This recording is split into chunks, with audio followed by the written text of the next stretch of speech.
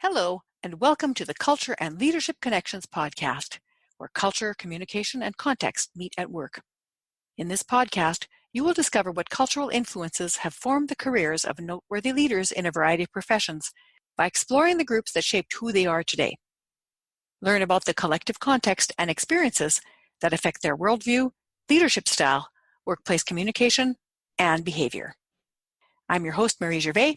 You can connect with me by email with marie@shiftworkplace.com.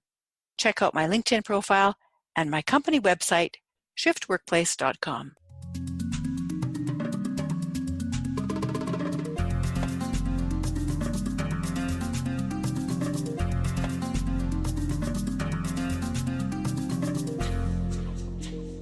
Hello, my name is Marie Gervais.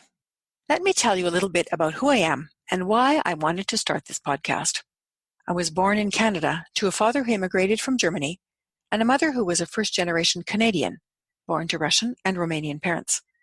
My sense of self comes from this idea of being very close to immigration and to the experience of starting something new, of being a pioneer, and of opening new frontiers with endless skies of possibility in front of me. But endless skies and open prairie can also be lonely. When I grew up, there was no family around me, and so our family became other individuals and families who had no family and were looking for community. My dad's best friend was a Japanese food store owner, and so I learned to eat Japanese foods and use chopsticks at a young age. He also had two nurse friends from Jamaica who kept me entertained with stories about how they outsmarted people as children in Jamaica. They taught us songs and shared jokes they created to stay positive through their immigration experience.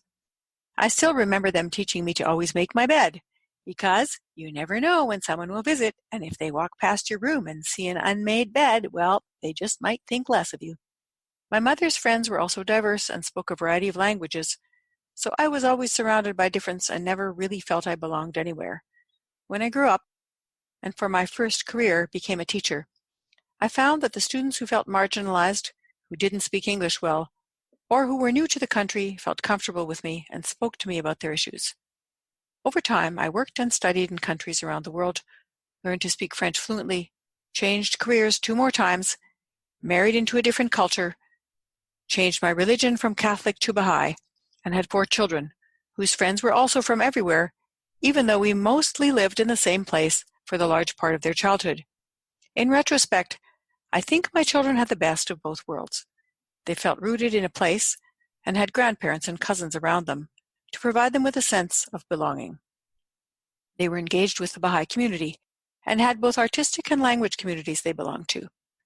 At the same time, they experienced the oneness of humanity through its great and rich diversity, learned new languages, traveled, served communities around the world, and lived in other countries.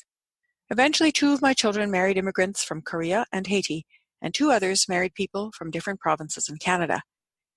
During one of my work and study travel experiences, I was fortunate to be accepted into an international development program at United Nations University in Tokyo, Japan. During that time, I conducted a research project focusing on outstanding men I had met, who in spite of violent and war-torn lives with difficult childhoods, chose to orient their work to humanitarian and peace-promoting initiatives. They developed capacity for people towards the ideal of a more just and more equitable world. The experiences of those interviews were transformative for me, as they were for the interviewees. Several of the men I interviewed asked to be interviewed 2 or 3 times, and said that the experience had been cathartic for them and allowed them to see themselves in a new light. Since then, I have interviewed hundreds more people.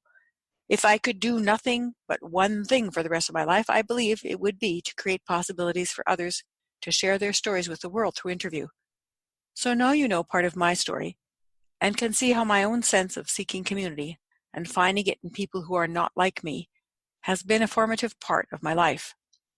This quest to understand groups of people led me to do a master's and a doctorate in culture and learning in the workplace.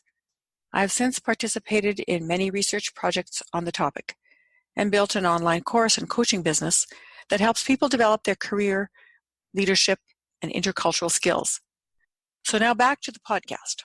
Although I listen to many, I have not yet found a show that joins cultural experiences with professional leadership experiences in a way that tells a great story about the person within the group.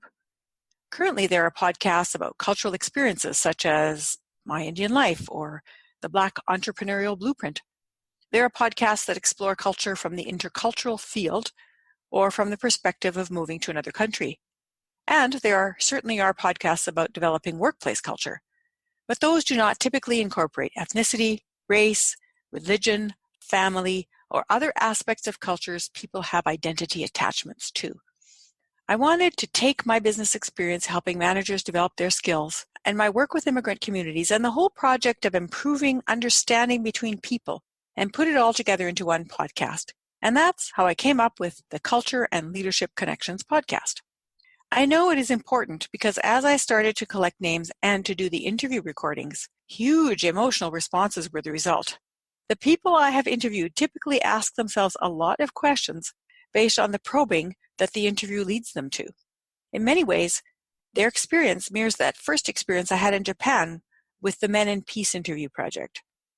I'm certain you will really enjoy these interviews and that they will provide you with insights into the complexity of how individuals interact with groups and how groups impact individuals and how that all fits together into leadership in the workplace. So maybe I should talk about my definition of culture too. For me, culture is any group. And in that group, norms are created and ways of being together are created. So that's it. Culture is any group that creates norms and ways of being. Leadership is whatever causes others to want to follow your example. So in a nutshell, living in a way that causes others to want to follow you and the impact of the groups you were born into and the ones you chose is what this podcast is really all about. You will discover what cultural influences have formed the careers of noteworthy leaders in a variety of professions by exploring the groups that shaped who they are today. Learn about the collective context and experiences that affect their worldview, leadership style, workplace communication, and behavior. Culture and Leadership Connections, the place where culture, communication, and context meet at work. Join me and subscribe so you never miss an episode. I hope you enjoyed today's episode of the Culture and Leadership Connections podcast, where culture, communication, and context meet at work.